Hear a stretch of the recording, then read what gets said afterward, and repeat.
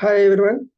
Today we are going to discuss FEDAI concept, so which is useful for BFM CAIIB examination for the upcoming examination November-December 2022.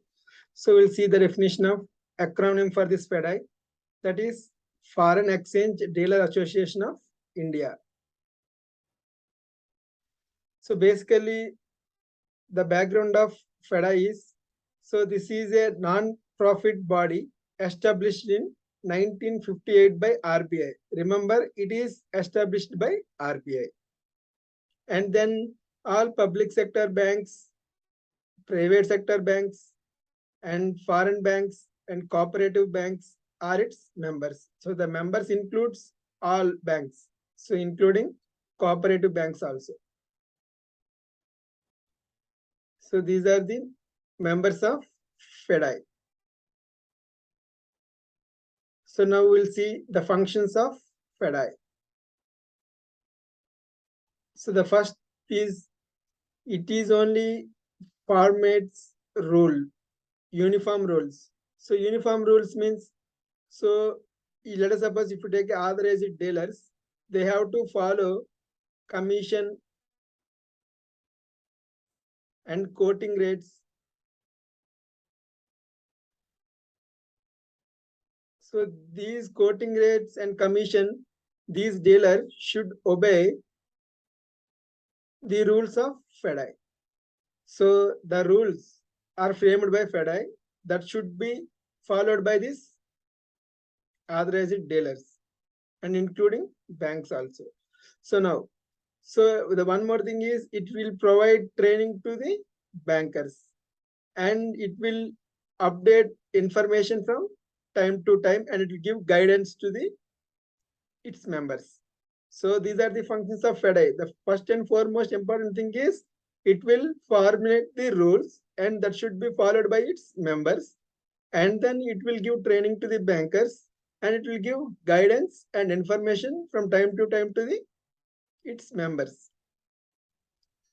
And now, so what if it is a delayed payment?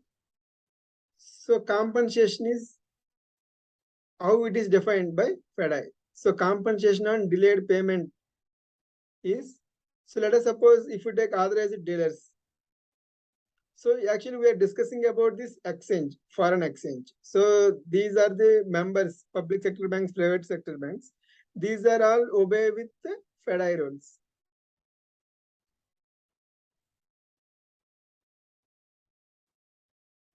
FEDAI rules. Now, so what they have to do? So for delayed payment, we are discussing about compensation. So let us suppose if you take authorized dealers, they should do the transaction or they have to give the information about the transaction within 2 working days. And then if delay is there, if it is beyond 2 days, if it is more than 2 days, then they can charge interest. So they have to give its clients 2% more interest rate than the SB rate. So it should, the authorized dealer should pay it to beneficiary for this late transaction. So this is for the normal case. So if it is a interbank foreign currency, then the 2% should be above the prime rate. The 2% plus prime rate. So it is in the case of foreign transaction. So if it is normal one, it is SB rate plus 2%. First point is SB plus 2%, and next one prime rate plus 2%. And then now, if it is a rupee settlement fund, if it is a local currency, then it should be 2% plus NSC MIBOR. So LIBOR MIBOR. So here NS 2% plus NSC MIBOR rate. So actually here we are discussing about 3 rates.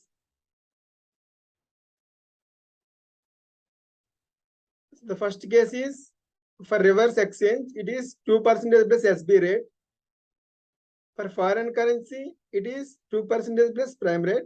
In similar fashion, for rupee, it is 2% plus NSE MIBOR rate. Now we will see what is this forward contract. So these contracts will be, it should be a definite amount for a definite period. So always this forward contract for the definite amount and definite period. And then this forward contract should contain starting and ending date of the contract. Let us suppose it should contain like starting date as Jan 1st and ending date as 31st Jan. Otherwise, it can be like middle of the month. Like this also they can mention for 1 month period. Now, so for forward contract, what are the interbank office timings means? It is important 9 a.m. to 5 p.m. And then, so if it is a cross currency transaction, so they may extend this working hours.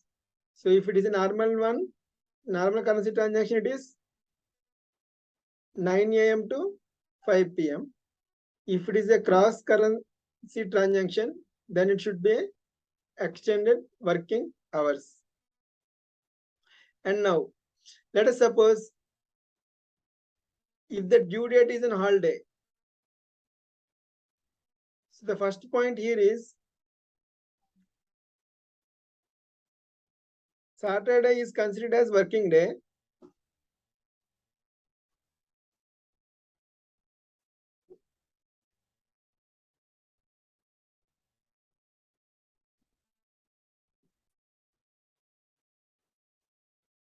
So here two cases are there. First one is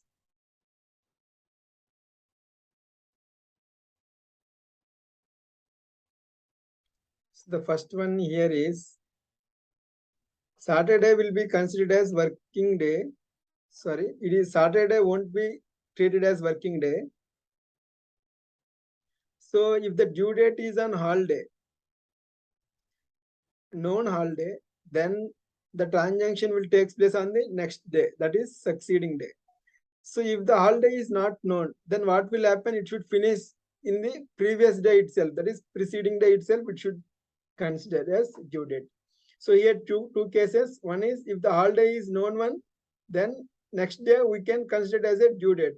Let us suppose if we take some foreign exchange date, it is coming on some Sunday. So then we can do that one in Monday.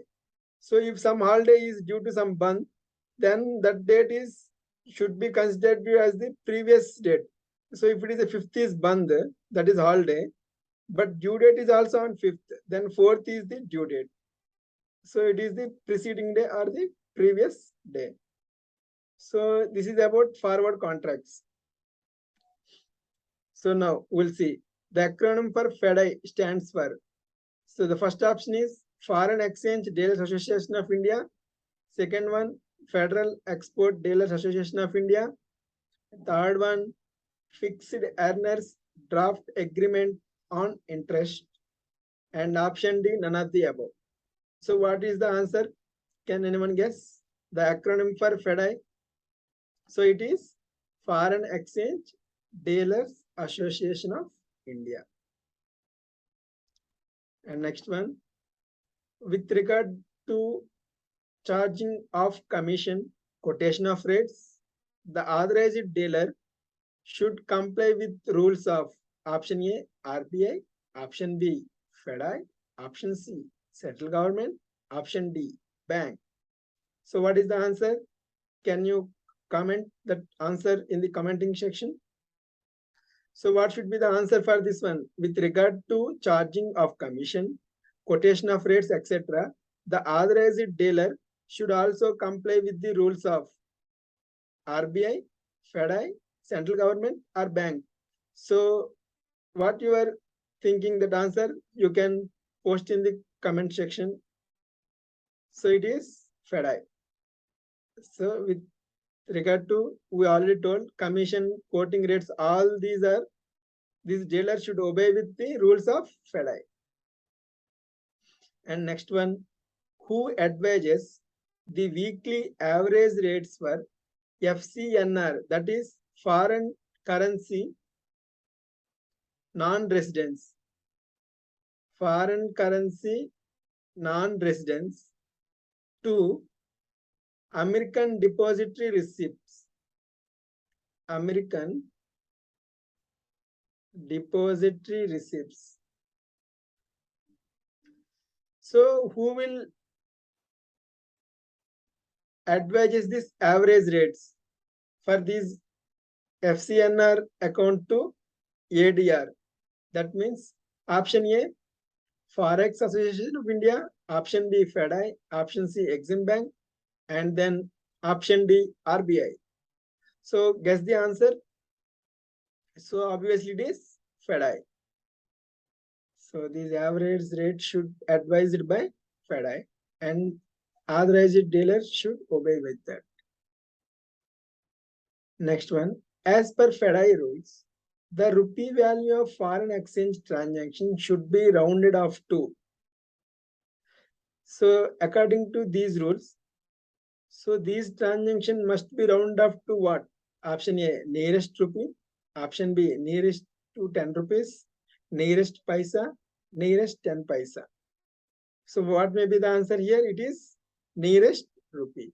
So while we are doing foreign exchange transactions in the rupee value, we should consider it to the 1 unit, that is 1 rupee.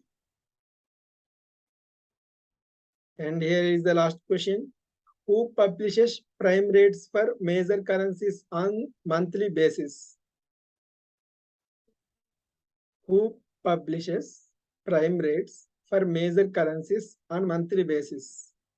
RBI option A, option B Exim Bank, option C FEDAI, option D FEMA, that is Foreign Exchange Management Act. So which one publishes rates for the major currencies on monthly basis? So comment your answer in the commenting section of this video. So here the answer, it is FEDAI. So remember, all quotations, all quoting rates, and also commission. So these are all advised by FEDAI. Of course, this commission may be given to the individual bank's opinion, but it should obey with the FEDAI rules. Thank you everyone for watching.